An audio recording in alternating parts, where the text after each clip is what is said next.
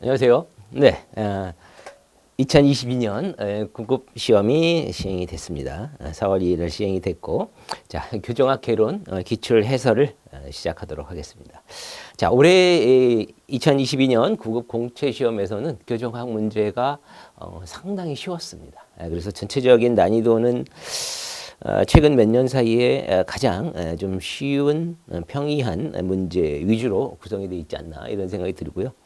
그거를 이제 분석을 좀 해보니까 대부분의 문제가 그동안 중요한 기출 지문과 많이 관련이 있고 기출 지문에서 크게 벗어난 문제가 거의 없었습니다.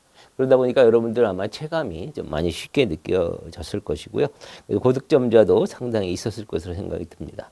올해가 그 필수 과목으로 전환이 된 첫 해 시험이기 때문에 난이도가 어떻게 좀 많이 어렵지 않을까 걱정하는 분도 많았는데 오히려 좀 쉽게 출제가 됐고, 그래서 필수냐 선택이냐는 별로 관계가 없고 약간 어려워진 해가 있다면 그 다음에 좀 쉬워지고 이렇게 이제 파도처럼 조금씩 왔다 갔다 하는 경향이 있잖아요. 그 중에 올해가 좀 쉬운 경향으로 이렇게 나온 게 아닌가 이런 생각이 듭니다.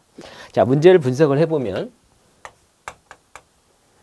교정학 파트가 좀 많이 출제됐어요. 여기서 70%가 나오고 형사정책 파트는 30%. 그래서 평년 대비 교정학 문제수 비중이 상당히 많았습니다. 그래서 작년 같은 경우에는 형사정책이 오히려 한 문제가 더 많았었는데 올해는 이제 교정학 문제 비중이 상당히 높았고요. 그래서 형사정책이냐 교정학이냐 보다는 그냥 일반적으로 출제를 하는데 그 중에 교정학이 평균적으로 좀 많게 나오긴 합니다. 그래서 제가 분석을 해보니까 올해도 그렇지만 형집행법령에서 출제 빈도가 가장 높잖아요. 올해 형집행법령에서만 9개가 출제가 됐어요. 그러다 보니 그건 다 교정학 파트고, 그래서 교정학이 상대적으로 출제 빈도가 높은데 올해는 조금 많이 높았던 경향이 좀 있습니다. 자, 그리고 그 외에 또 이거를 이제 법령 문제와 또 이론 문제 이렇게 비교한다면 법령이 상대적으로 상당히 높게 출제가 됐는데 올해는 약간 낮아졌습니다. 법령이 55%, 11문제가 나오고 이론 문제가 45% 이렇게 출제가 됐고요. 법령은 다양한 법에서 다 출제가 되지만 올해는 법령의 출제 범위가 넓지가 않았습니다. 형집행, 집행법에서, 집행법령에서 여기서 9문제가 나왔어요. 이거 역시 중요하죠. 네. 그 외에는 소년법과 보호소년처우법,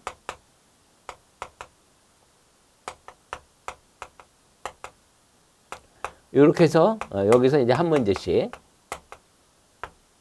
네, 그래서 총 11문제 이렇게 출제가 됐습니다. 역시 형집행법령은 법부터 시행령, 시행규칙까지 출제 빈도가 상당히 포괄적이기 때문에 늘 신경을 좀 써야 될 파트가 되겠습니다. 자, 그러면 자, 난이도 간단히만 얘기하고 난이도는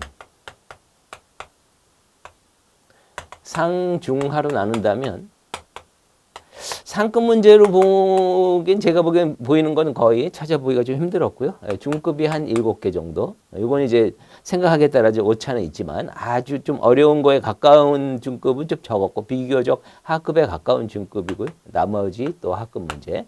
전체적으로 상당히 난이도가 낮고 무난한 이런 문제였다. 이렇게 생각이 듭니다.